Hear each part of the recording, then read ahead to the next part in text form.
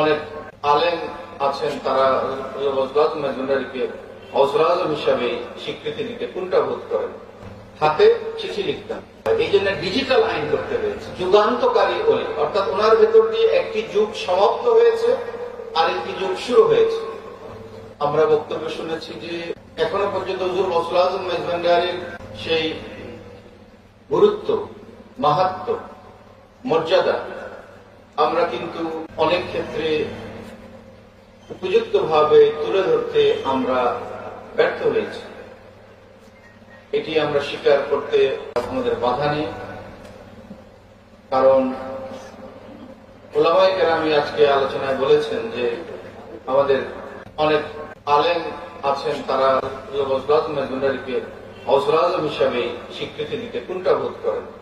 এটি দুটি কারণ থাকতে পারে। একটি হচ্ছে ওনার উপলব্ধিজনিত ব্যর্থতা, এটি আল্লাহ রাব্বুল আলামিনের দয়া, এটির জন্য আমরা দায়ী করব না। আরেকটি হচ্ছে আমাদের ব্যর্থতা, যেটি হচ্ছে যে এই যে হুজুর গৌসুল আজম মেজবান্ডারির যে মহান অবদান, সেটি যে কি, এটি আমরা সহজ সরল ভাবে, স্পষ্ট ভাবে আমরা তুলে ধরতে পারিনি। এমনকি এটি তুলে ধরার জন্য যে চেষ্টা হয়েছে, সে চেষ্টাটিকেও আমরা অনুধাবন করতে অনেক দেরি করে ফেলেছি, অনেক সময় বুঝতে ব্যর্থ হয়েছে। আমি বেলায়েতে মুত্তাকা কিতাবের কথা বলছি। হুজুর গৌসুল আজম মেজবান্ডারি একজন ওলি ছিলেন, তিনি একজন সাধারণ ওলি ছিলেন। তাকে কোন লকব দিয়ে বুঝতে পারাটা এটি কঠিন, যে কারণে হুজুর গৌসুল আজম মেজবান্ডারির খলিফাগণ ওনাকে বলেছেন ফরজুল আফরাদ, অর্থাৎ এককদের মধ্যে একক। শ্রেষ্ঠ মানুষদের মধ্যেও উনি ছিলেন শ্রেষ্ঠ।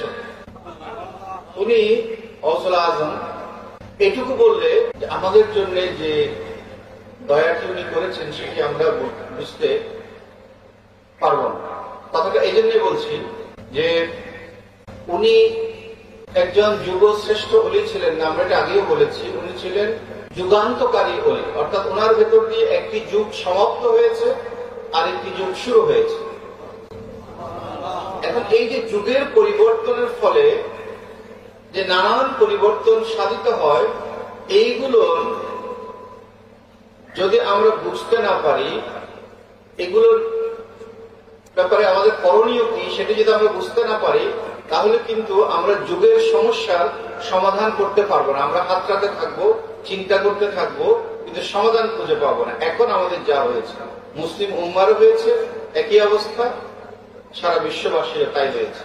মুসলিম উম্মার দৃষ্টিকোণ থেকে এটি বোঝার জন্য একটি সহজ একটি উদাহরণ দিই। একটি সময় ছিল আমরা হাতে চিঠি লিখতাম, পোস্ট অফিসে দিতাম, বা পিএমকে আসলে পিএমকে দিতাম, অথবা ডাক বাক্সে দিয়ে দিতাম।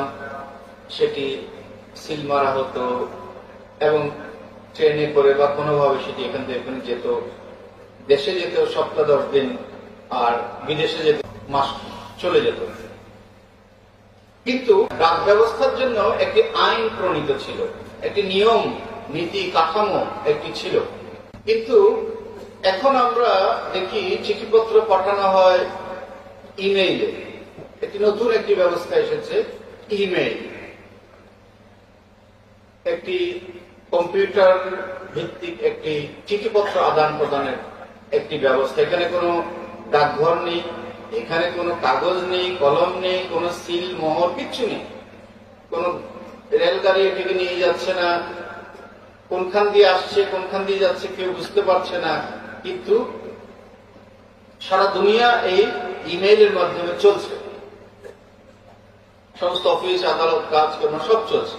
এখন সেই ডাকবাক্সের আইন, ডাকবাক্স বা হাতে লেখা চিঠির জন্য যে আইনটি, যে কাঠামোটি ছিল, সেটি যদি আমরা এই ইমেইলের জন্য খাটাতে চাই, আমরা দেখব যে আমরা কোনো মতেই সেটি খাটাতে পারবো না, আমরা ব্যর্থ হব। আমরা বারবার এটিকে নানান ভাবে চেষ্টা করব যে ইমেইলের জন্য সেই আমাদের পুরনো ডাকবাক্সের আইনটি খাটানোর জন্য, কিন্তু আমরা দেখবো আমরা বারবার ব্যর্থ হবো। এই জন্যে নতুন নতুন আইন করতে হয়, এই জন্য ডিজিটাল আইন করতে হয়েছে, যুগের পরিবর্তন হয়েছে। এই জন্য একই জিনিসকে, জিনিস ঠিকই আছে, একই জিনিস, কিন্তু পরিবর্তিত ভাবে কিছু কাঠামোগত পরিবর্তনের প্রশ্ন এসে যায়। এটি যদি না করা হয়, অস্বীকার করা হয়, বিপদ। আর করতে যদি অস্বীকার করা হয় তো ভয়ানক বিপদ, আর যদি করা না হয়, করতে ভুল করা হয়, তাহলেও বিপদ।